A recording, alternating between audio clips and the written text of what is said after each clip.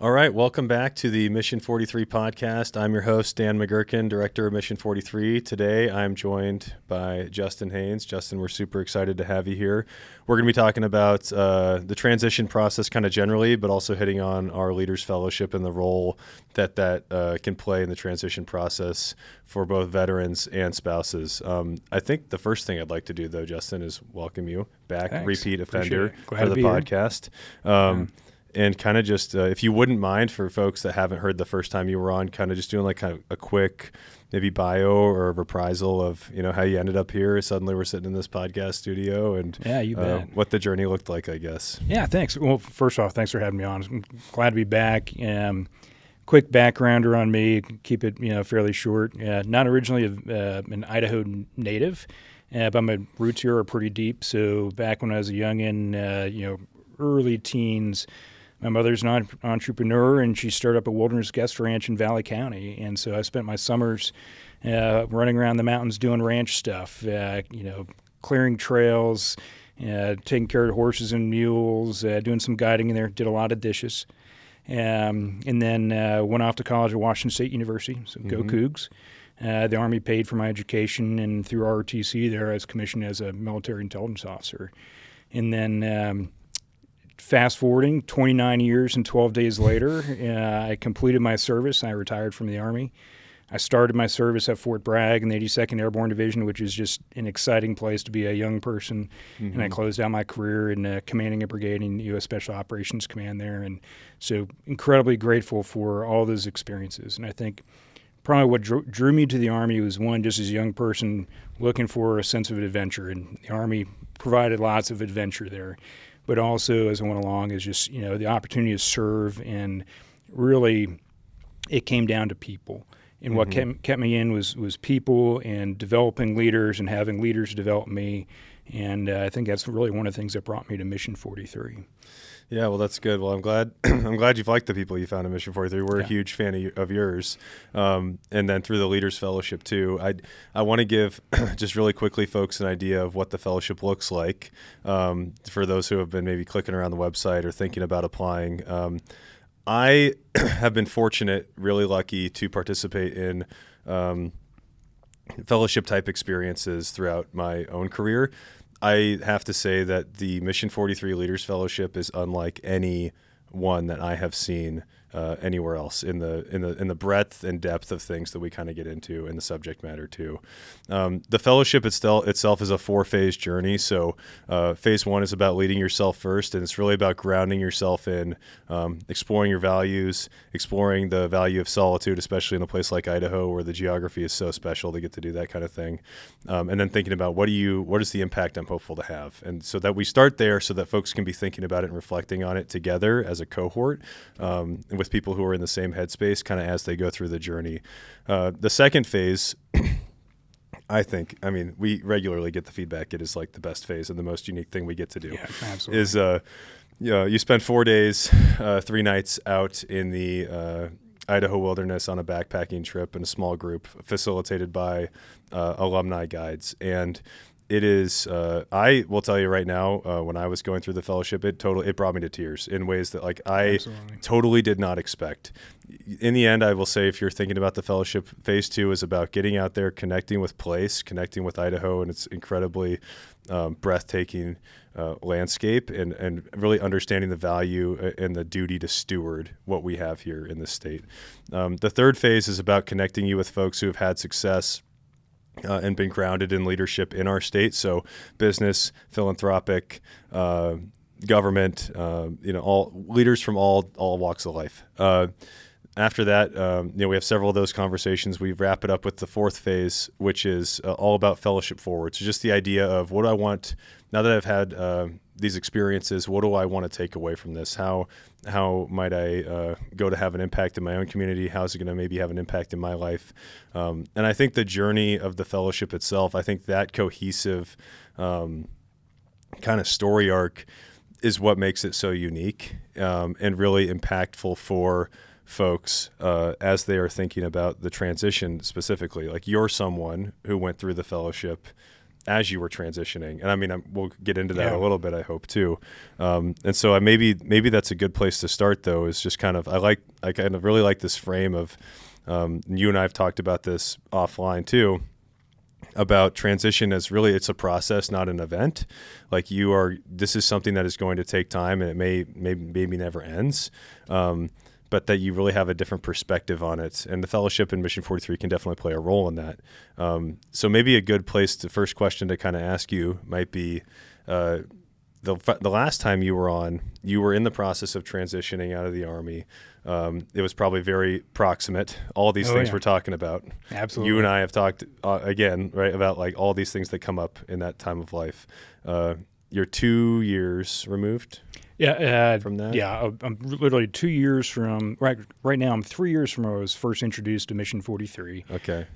Coming up June will be 2 years official retirement. Yeah. So with the passage of that time and kind of the settling of the dust, I guess, and what has changed, or where, do you find yourself in a different part of that transition process, or how you were thinking about it then versus now? Yeah. I guess I'll tell you.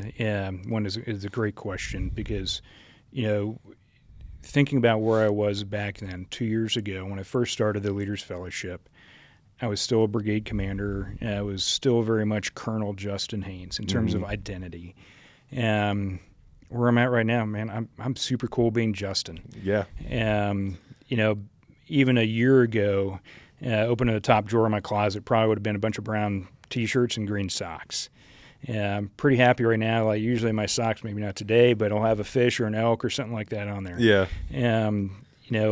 Look at the back of my truck. Back then I was never one to have my entire service record, in terms of stickers in the back of my truck, but I usually had one or two. Now I don't have any stickers on my truck. Yeah. If I do, it'll probably be a fish or an elk. Yeah. And so think about little things like that. Again, it's your identity. That's one of the things that helped me go through going through the Leaders Fellowship. And I think, but also it's an individual journey. And I entered the fellowship, again, at the 28, 29-year mark of service. That's a lot different than someone who might have served for only 4 years. So individual experiences vary. And I'll say, I think the first phase was really important for me, finding yourself. What do you want to get out of this journey? For me, there's pressure on, getting a job and that sort of thing, but it's literally more about, I'm going from something I dedicated my entire life to and been just completely indoctrinated in. What's life going to be like for me and my family afterwards? Yeah. That's a pretty broad, thing to kind of think through. Yeah. Yeah.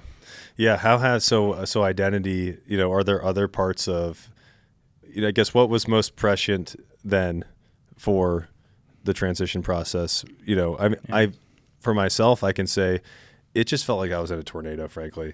Absolutely. Right. Like we've talked about it, like that spiral of like, am I going to do this? Am I going to do this? Am I going to do this? And you just recycle, and you kind of like, until you learn and you find out that the dust is going to settle eventually. Yeah. But, other than, I guess, identity, was there anything else that you found as time has passed and you've looked at maybe moving a little bit further on the transition process that has stuck out to you as important or useful? I think for one is, in part of this is, how I first found Mission 43. And because when I was getting ready to transition, I had 2 follow-on assignments lined up, one with a great senior officer I'd worked with before, another was another command in Europe, which would have been kind of cool. But I realized at that point, it's like, hey, I've probably done enough. Time to move on, and at that point in service. So I dropped my retirement packet. I didn't do what you're supposed to do. You're supposed to tell all the generals and stuff like that, hey, I'm thinking about retiring, and they try to talk you out of it. So I went in and, basically we filled out my packet, me and 1 or 2 of my staff officers, and hit send and launched it. And I went home that night, and all of a sudden I realized, it's like, oh my gosh, what did I just do? Again, this has been a long time. This has been my entire life. This is everything I've wanted to do. And my wife said, hey, look, it's going to be all right. We've always talked about going back to Idaho. Let's go to Idaho. Let's fly to Boise a week from now. And we just did that. And so one, just having supportive spouse is just incredible there. And then I did 2 things literally the next 2 days. First thing I did was I realized, oh my gosh, I need to have a job. So I kind of had that little panic moment. You look on LinkedIn. And then I kind of backed off of that for a second. Then I was like, well, maybe there's some other veterans out there. And I kind of had this irrational thought. I'm going to be the only Army officer that's ever retired and gone to Boise, Idaho. Completely irrational now, but in terms of like where I was, in terms of your parameters, how your vision is at that time. And so I Google search Veterans Organization of Idaho, and there's a variety of them out there, and all of them are great. And I saw this smiling face on there. There's a guy named Tony Laus. Never knew Tony, but I saw he was affiliated with this thing called Mission43. And I reached out to him, essentially a cold call, and said, hey, I'm going to be in Boise in about a week. Do you mind grabbing coffee? And I was kind of expecting, like, I'm going to get ghosted. Nobody's going to reach out. Who wants to talk to some colonel? And literally within the hour, I got a response back. Mm-hmm. Hey, we're going to meet at this place, this time. Let's talk. And that's how it started. And his first message there was, you're not alone. Mm-hmm. And that dispelled that irrational thought. And I think it's probably not uncommon to have that. And then he's like, hey, you need to go talk to Dan and Brian over Mission43. This thing's pretty incredible. And again, to kind of go back to like where I was at the time, they were describing the Leaders Fellowship and how I had this opportunity to go through this year-long journey. And my next irrational thought was, no, I can't do that. I'm too busy. I'm still in command. And then in the room, it all of a sudden, again, that light bulb went off. It's like, who's going to tell me no? Mm-hmm. And so it's like kind of that first take charge moment where I was like, yeah, I'm going to do this. Yeah. And it was fantastic. I'm just incredibly grateful for having that opportunity to partake in it. Yeah. In my own transition process, you were a mentor to me. We had a lot of conversations at the field house organically and then intentionally setting aside time to get coffee. Tony obviously is someone that was valuable to you as someone who was here in Idaho and could talk and dispel those fears, right? When you think about the value of mentors through the transition at different phases of it, I'm sure there are people now that you have conversations with that are totally different or maybe more or less valuable than when you did in the immediate process. Do you mind talking a little about the value of finding a mentor that can talk you through? Because some of it you end up doing yourself, right? You do that kind of, oh my gosh, what have I done? Oh my gosh, I need to find a job. But then there are people who want to help you. Absolutely. I think that's the number one thing. Is one, just no matter where you are, if you're someone who's retiring or, getting out of the Army or whatever service you're in at, after 4 years or 30 years, make the call. And so I'd say probably, Tony was a great mentor, early on, and throughout. He and I still stay in contact. Another one was a guy named Paul Norwood. He lives in Texas, another retired colonel. He's probably a couple years ahead of me. And so when I think about like mentorship versus coaching, and I had a great coach through another organization kind of walked me through some process and steps. But to me, a coach is more of a one-way communication. And a little bit more of, again, you've got a plan, and then they follow up with you and hold you accountable. And there's a lot of good things with that. When I think about mentorship, it's a two-way relationship. And in the case of Paul Norwood, one of the things it was, at that point, I was very stressed over, my resume has to be perfect. Mm-hmm. And he kind of said, hey, let's think about this. It's like, what does your bio say? And so it took me back a minute where I was thinking it's less about, what have I done in terms of getting credit for it, in terms of who I am. And so as I started doing outreach in terms of jobs and things like that, he walked me through, like, hey, just craft a bio. When you reach out to someone, send a short bio to them. And rather than saying, if I get a resume from you, I'm automatically go into a kind of a, hire, don't hire thought process. Or if I read a bio from somebody, it's like, wow, this person's pretty interesting. Sure, I'll take a call. Let's have a cup of coffee. Right. And great advice, and I was able to iterate with him on that. And I've been able to share that experience with other folks. And kind of going back to what I was saying, earlier, is like, I'm super comfortable being just, and I'm far enough removed from my transition process. I'm still definitely working through it. I feel very comfortable talking with folks now. And again, the two-way street of it, of being a mentor and a mentee, is that as a mentor, you gain immeasurable amounts of one, just personal satisfaction, but also you learn from the person you're talking to. Mm-hmm. by coincidence, like literally over the past week, had a service member I worked with at a period of time a couple years ago, and she reached out to me and said, "Hey, I'm transitioning to a new level of leadership, now a sergeant major. What books do you recommend?" Mm-hmm. And I'm like, "Oh my gosh, I'll be honest, most books I read these days is comfort reading, like World War II history and Normandy and all that sort of stuff." As it should be. And so I literally went back over to my bookshelf. It's like, okay, really made me think, what books should I recommend to this leader who's going through his next phase? And I should probably go back through those again. So I provided those books to her. And then I said, "Hey, what books are you reading right now? What do you think I should be reading?" And sure enough, she sent me some books back, and again, helped me get out of my comfort zone and think through. So that's just an example of that two-way street, and it's also generational. Again, I'm a young 50-year-old guy, 29 years of service, but there's also different generations of veterans who are coming out right now. Mm-hmm. And what are their experiences? How can I learn from them and help them, but also help me understand what they're going through? Yeah, I think there's something really cathartic, therapeutic. There's a enormous growth aspect to getting to help other people through. I mean, I've learned. I haven't been out long enough to been able to help a lot of people transition out of the military, but long enough and in this job to get to do it a little bit. And I've learned more from just talking with them, about things I didn't realize that I was even dealing with when I was coming out, right? Yeah. But it opens your eyes to so much. The one thing, if you're comfortable talking about it a little bit, like the conversations we had, that I'll never forget on the back patio of the field house, sitting there, having coffee, talking about life. I will say a few things. One, it clicked for me immediately that I was in the right place talking with you, because the kind of conversations we were having were about prioritization of the things that matter in life. How do you define what those are? Big conversations, right? Like the things that you start with, foundational level stuff. And then some of your recommendations to where to start, right? Like healthy places to start when you're thinking about what to do next. You had a few specific ones when it comes to, finding the things that matter. Do you think? Would you mind talking through a little bit of that? Because I think it's just be so valuable for folks who are out there in the ether trying to navigate this and maybe don't have someone to have that conversation with. Yeah, and again, this kind of comes from where I was in my transition, and I think part of the thing with the Leaders Fellowship was that it gave me time to think.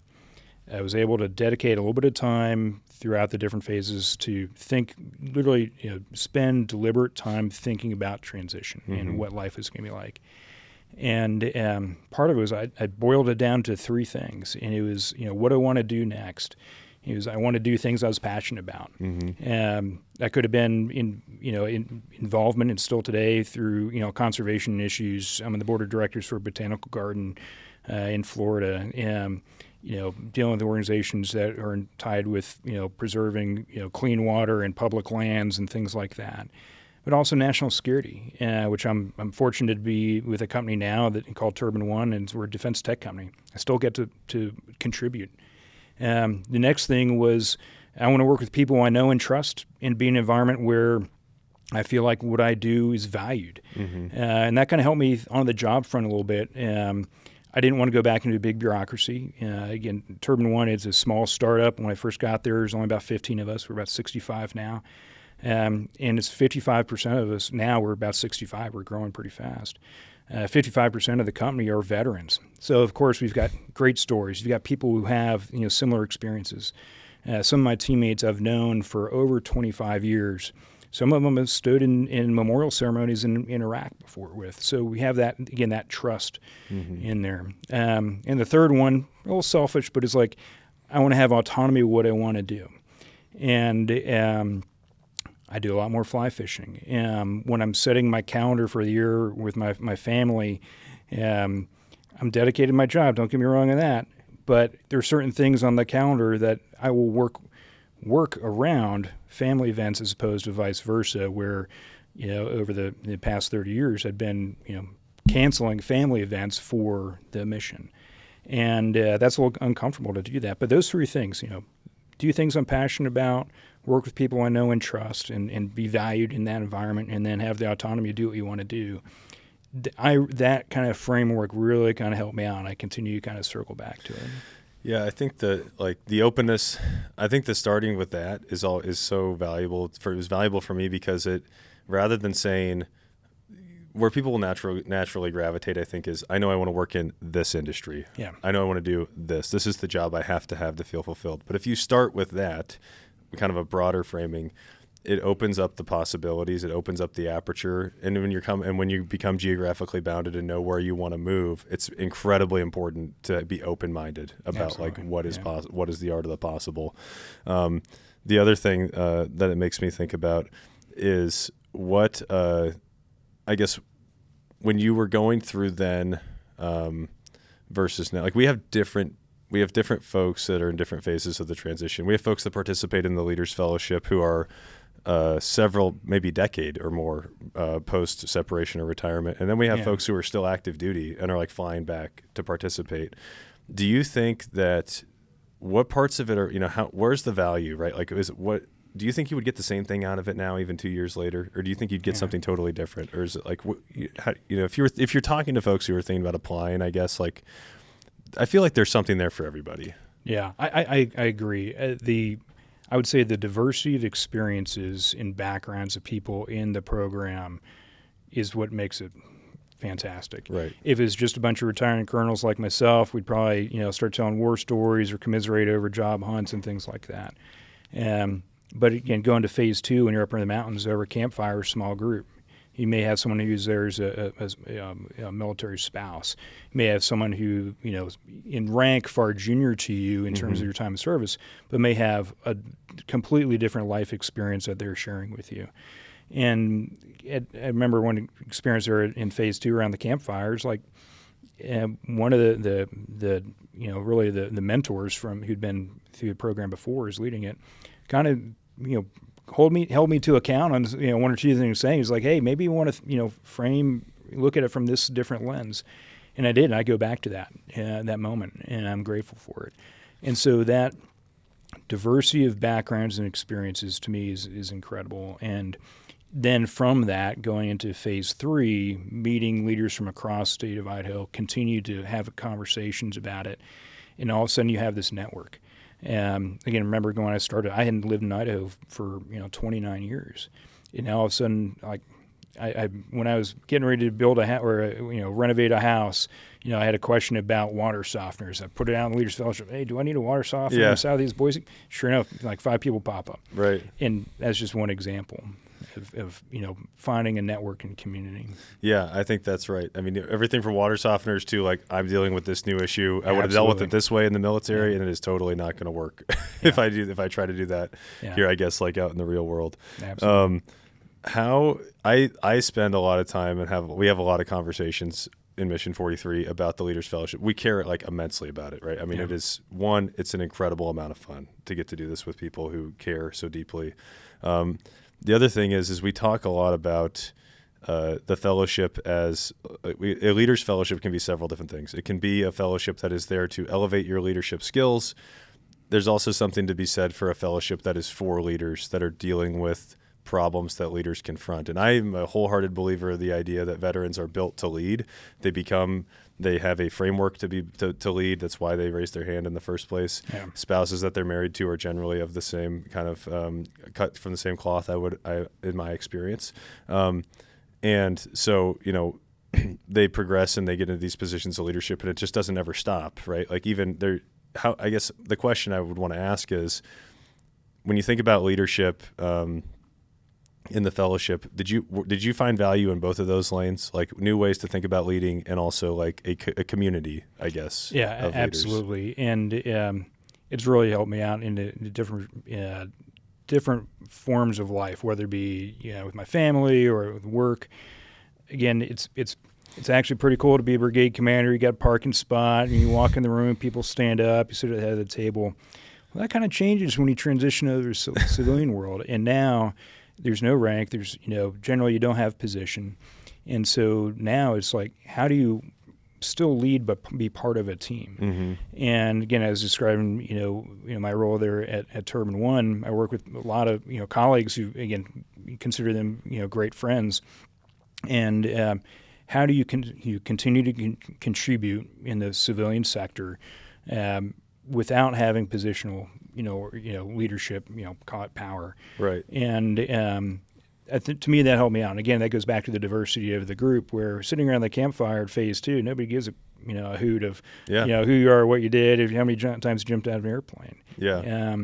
And so I think that definitely helped in terms of, again, looking at how you look at a leader from a different perspective. From a family perspective, again, there's a little bit of role reversal. I'm cooking a lot more dinners, which I love. Mm-hmm. I work remotely and I have travel and stuff like that. So it's like all of a sudden it's like, oh, yeah, these are the things that, hey, the mission, and I'm going to deploy and stuff like I'm not going to do that. Yeah. Well, it's like should probably step now. it up a little bit now. Yeah. And I'm grateful that I've got that opportunity. Yeah, when we have conversations with folks that are newly connected to Mission 43 or newly transitioned out of the military, one of the things that we spend a lot of time trying to impart, and hopefully it's valuable, is the value of humility. Yep. Right. To your point, you're not in the end. Now I'm Dan. And yep. You're Justin, and the most important thing you can do. The folks I will say that we find that take longer to get to a place of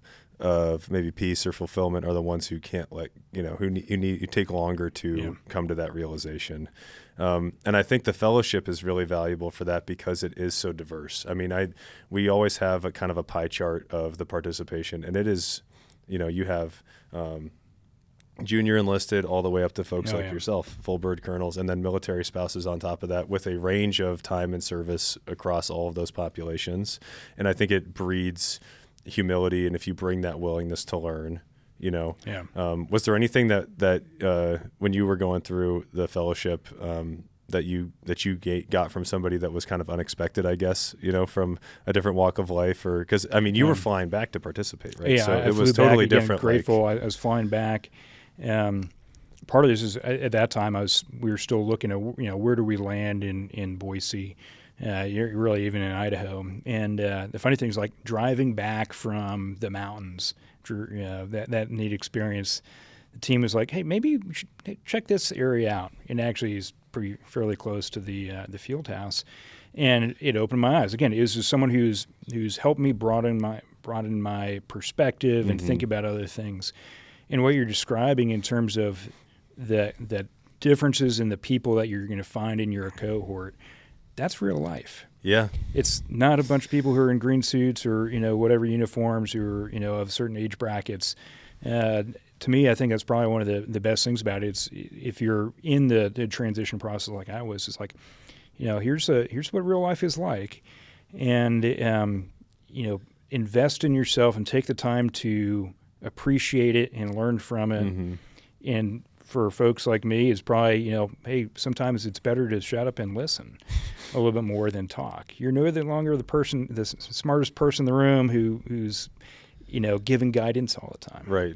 Yeah. Time to absorb a little bit. Yeah. In that vein, like, how do you think about, how is your view on, leading in community evolved since your transition? I think that's something that the fellowship really tries to drive home, is that there are a million different ways you can do that. Absolutely. And it's not always immediately apparent to veterans. I think specifically on the veteran, not the spouse side, we typically trend toward like these hard legitimacy focused power type situations, but that's not always what it has to be. Yeah, absolutely. I think for me, what's changed is looking at in terms of time horizons.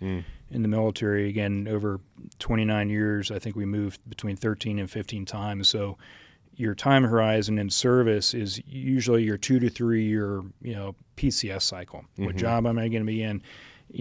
Am I really going to invest in this community if I'm just going to move? And it's about the job and the mission. And again, I'm 2 years, being here in Boise and being retired. I think that the number one thing is be patient. Yeah. And think through things. Where can you contribute? Especially in the, I'm sure in all the services, but in the Army, there's always the mantra, when in charge, step up, be in charge. And sometimes you don't necessarily have to be the person in charge all the time. Mm-hmm. So I think as I'm getting to know this community and participating in the community, it's okay to be just a loyal participant and a great teammate. and then look at where's the best place for me to contribute. Do I immediately need to be that person walking through the room and all of a sudden, like, I'm the person who should be running the show? Mm-hmm. And so I think part of that fellowship, the process is seeing a whole bunch of different opportunities here within the state, how to, think through how to make the community better. So I really am grateful for that. Yeah. What would you say to someone who is thinking about getting involved with Mission 43, leaving the Leaders Fellowship alone, I guess, even just for a second? I am really lucky in that I didn't transition without. I don't know what it looks like without, and maybe you too, I guess, because you found it. I have a hard time imagining it, honestly. Like, it's changed the course of my life. Yeah, getting involved with this organization, so much for the better. And I try to impart that to people, and sometimes I have a hard time putting it into words. Absolutely. How do you do that? Like, how do you try to tell people about what we're doing here, and how we're trying to add value to people's lives and what they can find? It's here waiting for them, I guess. Yeah, I'd say on first look, you look at it on the internet, and it looks too good to be true. A bunch of smiling people, beautiful mountains, this collaborative community of really neat people. But it's worth the call. It's worth the investment in yourself. And again, going back to that second irrational thought I had, when it's like, well, this is a neat opportunity, but I'm not going to be able to do it because I'm too busy. Like, too busy for what? Mm-hmm. The return on investing in yourself is always positive, and taking the time to think through it. And everybody's going to evaluate it from where they are in their position in life. But if anybody were asked, is like, hey, if I want to invest in self-improvement, I'm never going to say no. I'm going to say, hey, it's a great idea. And so sometimes, again, taking a little bit of a step back and recognize, like, okay, this is going to be a good thing. Yeah, I mean, I think that's spot on.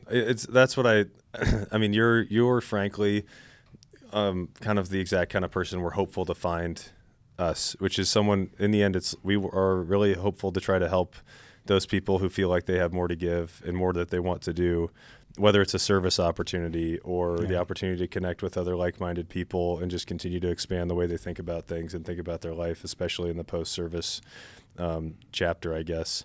When it comes to the fellowship, what kind of person do you think the fellowship is? Like, who do you think, if someone's out there poking around Mission 43, sitting in Germany, thinking about moving to Idaho, whatever, what kind of person do you think the fellowship is for? Who would you encourage, I guess, to apply? I'd say it's for someone who's interested in continuing their own education and development. The military does such a great job, primarily from a structured approach. I think it's one of the things to think about is when you get to the civilian world, depending on where you go for employment, that sort of thing. Yeah, those sort of opportunities aren't necessarily out there, and so it's an opportunity to continue your own development. Continue to network and learn from other people. I'll throw a name out. I was fortunate coming into to Mission 43 where I had people reach out to me. I met Matt Sheftick, who is in the cohort 6 behind me. He now works for Turbine 1, and he and I are like literally teammates. And now a great North Idaho Leaders Fellowship alum. And so you never know what's going to happen with it. And again, going back to be brave enough to make the call and invest in yourself. So maybe if depending on where you are in your life, during your transition, maybe that doesn't work out. But think about it, a year or two afterwards to continue that journey. You can't go wrong by investing in yourself. Yeah. Yeah, no, I think that's spot on. That's what we're hopeful for. We're hopeful for the people who, if you're poking around and doing Google searches around things around leadership, fellowship, community, veterans doing cool things in Idaho, then you're already the kind of person we're hopeful is like going to find this thing and apply to it and come be a part of it. Yeah.